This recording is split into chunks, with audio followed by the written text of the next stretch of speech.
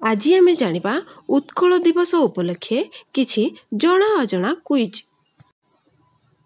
ଉତ୍କଳ ଦିବସ କେବେ ପାଳନ କରାଯାଏ? ଅପସନ୍ ଏ ଜାନୁଆରୀ 26 ତାରିଖ, ଅପସନ୍ ବି ଅଗଷ୍ଟ 15 ତାରିଖ, ଅପସନ୍ ସି ମାର୍ଚ୍ଚ 1 ତାରିଖ, ଅପସନ୍ ଡି ଏପ୍ରିଲ 1 ତାରିଖ। ଏହାର ଉତ୍ତରଟି ଅପସନ୍ ଡି ଏପ୍ରିଲ 1 ତାରିଖ। ଓଡ଼ିଶା କେବେ ସ୍ୱତନ୍ତ୍ର ପ୍ରଦେଶ ଗଠନ ହେଲା? 1926 ମସିହା, ଅପସନ୍ ବି 1930 ମସିହା, ଅପସନ୍ ସି 1936 ମସିହା, ଅପସନ୍ ଡି 1947 ମସିହା। ଏହାର ସଠିକ୍ ଉତ୍ତରଟି ଅପସନ୍ ସି 1936 ମସିହାରେ ଓଡ଼ିଶା ଏକ ସ୍ୱତନ୍ତ୍ର ପ୍ରଦେଶ ଭାବରେ ଗଠନ ହୋଇଥିଲା। ଓଡ଼ିଶାର ଶେଷ ସ୍ୱାଧୀନ ରାଜା କିଏ? Option A Mukunda Dev, option B Krishnachandra Gajapati, option C Purushottam Dev, option D Indradyumna. ଏହାର ଉତ୍ତରଟି ମୁକୁନ୍ଦ ଦେବ। ମୁକୁନ୍ଦ ଦେବ ଇଂରେଜମାନଙ୍କ ଠାରୁ ଗହିରାଟି କରି ଯୁଦ୍ଧରେ ପରାସ୍ତ ହେବା ପରେ ଓଡ଼ିଶା ଇଂରେଜମାନଙ୍କ ଅଧୀନକୁ ଚାଲିଯାଇଥିଲା। ଓଡ଼ିଶା କେବେ ଇଂରେଜ ଶାସନାଧୀନ ହେଲା? ଅପସନ୍ ଏ 1757 ମସିହା, ଅପସନ୍ ବି 1850 ମସିହା, ଅପସନ୍ ସି 1803 ମସିହା, ଅପସନ୍ ଡି 1903 ମସିହା। ଏହାର ଉତ୍ତରଟି 1803 ମସିହାରେ ଓଡ଼ିଶା ଇଂରେଜମାନଙ୍କ ଶାସନାଧୀନ ହେଲା। ଉତ୍କଳ ସମ୍ମିଳନୀ କେବେ ପ୍ରତିଷ୍ଠା ହୋଇଥିଲା?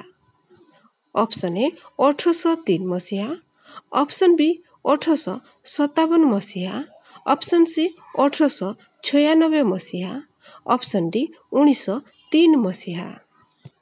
ଏହାର ଉତ୍ତରଟି ଅପସନ୍ ଡି 1903 ମସିହାରେ 100 ବର୍ଷ ଇଂରେଜମାନଙ୍କ ଶାସନାଧୀନ ହେଲା ପରେ 1903ରେ ଉତ୍କଳ ସମ୍ମିଳନୀ ପ୍ରତିଷ୍ଠା ହୋଇଥିଲା।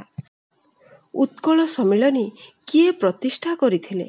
Option A Gopabandhu Das, option B Madhusudan Das, option C Biju Patnaik, option D Krishnachandra Gajapati.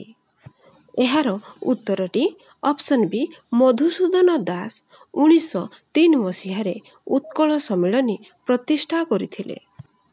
ଭାରତର ପ୍ରଥମ ଭାଷାଭିତ୍ତିକ ସ୍ୱତନ୍ତ୍ର ରାଜ୍ୟ କିଏ?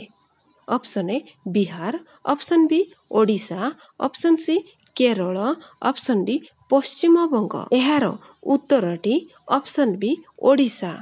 ଓଡ଼ିଶା ଭାରତ ସ୍ୱାଧୀନ ହେବା ପୂର୍ବରୁ 1936 ମସିହାରେ ପ୍ରଥମ ଭାଷାଭିତ୍ତିକ ସ୍ୱତନ୍ତ୍ର ରାଜ୍ୟ ଭାବରେ ପ୍ରତିଷ୍ଠା ହୋଇଥିଲା। ଭାରତ ସ୍ୱାଧୀନ ପୂର୍ବରୁ ଓଡ଼ିଶାର ପ୍ରଥମ ରାଜ୍ୟପାଳ କିଏ? Option A Krishnachandra Gajapati, option B Madhusudan Das, option C Austin Hubback, option D Mukunda Dev. ଏହାର ସଠିକ୍ ଉତ୍ତରଟି ହେଉଛି option C Austin Hubback Bharat ସ୍ୱାଧୀନ ହେବା ପୂର୍ବରୁ ଓଡ଼ିଶାର ପ୍ରଥମ ରାଜ୍ୟପାଳ।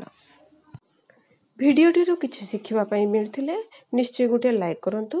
ଚ୍ୟାନେଲକୁ ସବସ୍କ୍ରାଇବ୍ କରିବାକୁ ଭୁଲନ୍ତୁ ନାହିଁ। ବନ୍ଦେ ଉତ୍କଳ ଜନନୀ।